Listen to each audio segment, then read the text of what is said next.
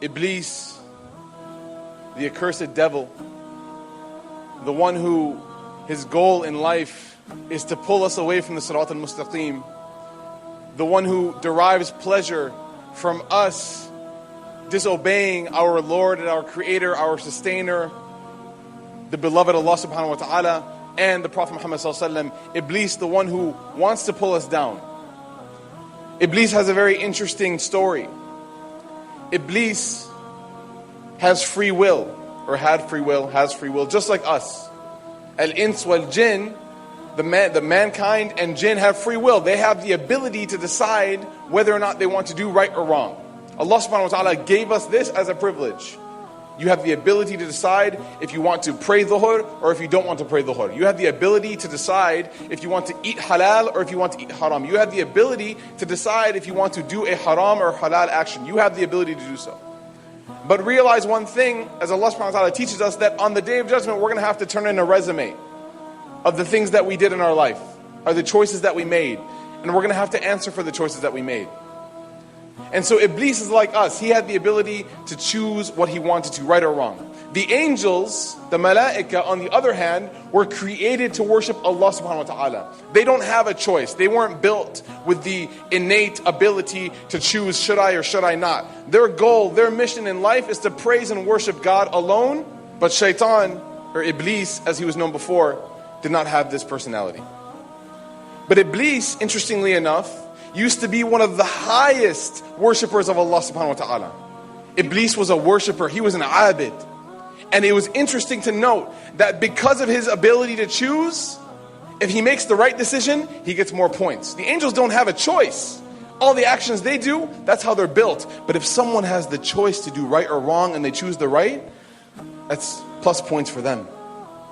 So Iblis used to hang out with the angels, because the angels are the top of praise of Allah subhanahu wa ta'ala, but Iblis was so good that he was able to kick it with the angels. That's how Iblis's relationship was with the angels.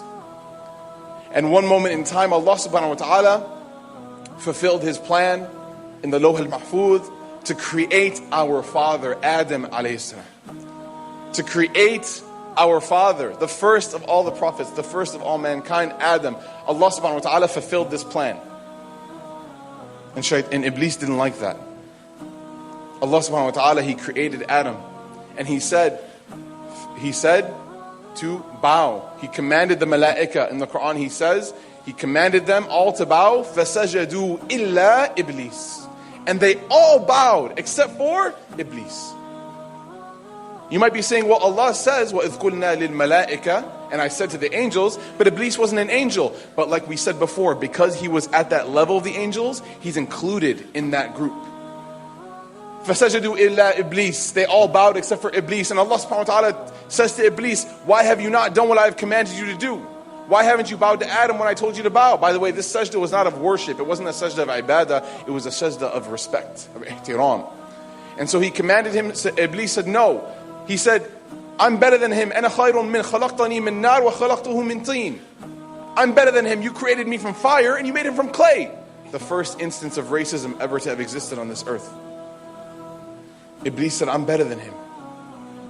And then Allah subhanahu wa ta'ala said, because imagine, can you imagine this? We read this story like it's folk tales. Imagine disobeying Allah subhanahu wa ta'ala directly to his face, Jalla wa ala. Shaitan is literally in the presence of God and he says no. That takes a lot of arrogance to say no to your creator. And so Shaitan says no. Allah subhanahu wa ta'ala then, after a conversation, says, you are cursed. You are cursed. You are al-Rajim. You are Shaitan al-Rajim. Interesting thing happens next. Shaitan says, he raises his hands, or he asks Allah subhanahu wa ta'ala, he makes a request. What do we call a request in Arabic language? When someone makes a request to Allah, we call that a dua, right? He makes dua to Allah subhanahu wa ta'ala. He says, make me amongst the mundirin, or give me light, give me life until the day of resurrection.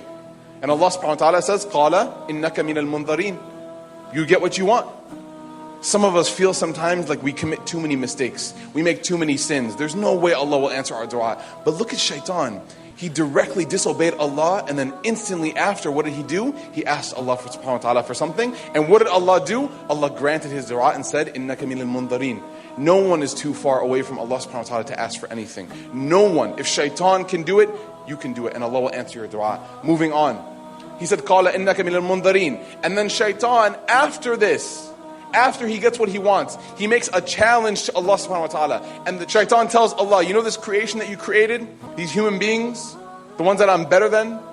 He says, ثُمَّ لَآتَيْنَاهُمْ. He says, verily I'm going to come to them. مِنْ بَيْنِ أَيْدِيهِمْ. In translations, مِنْ بَيْنِ أَيْدِيهِمْ is translated as in front of them. But this is the incorrect translation. مِنْ بَيْنِ أَيْدِيهِمْ means from between their hands. Someone can stand in front of you and it's not offensive. Someone can stand at a healthy distance in front of you and you will feel comfortable. But if someone gets between your hands, that's grounds for a fight. That's serious. Like, back off, I don't know you that much. Right? So shaitan is threatening us. إِنَّهُ لَكُمْ عَدُوٌ مُبِينٌ. Verily to you, he's an enemy. He's a clear enemy. He's threatening each and every one of you. He says, I'm going to get in your face. مِنْ بَيْنِ أَيْدِيهِمْ وَمِنْ خَلْفِهِمْ, and behind them. وَعَنْ أَيْمَانِهِمْ وَعَنْ شَمَائِلِهِمْ. He says, and from behind them and on their right and on their left. And then he makes the challenge to Allah subhanahu wa ta'ala. He says, وَلَا تَجِدُوا أَكْثَرُهُمْ شَاكِرِينَ. And, O Allah, you will not find a lot of them will be grateful to you. He says, I'm going to make them ungrateful. That's his goal. And Allah subhanahu wa ta'ala tells us something interesting.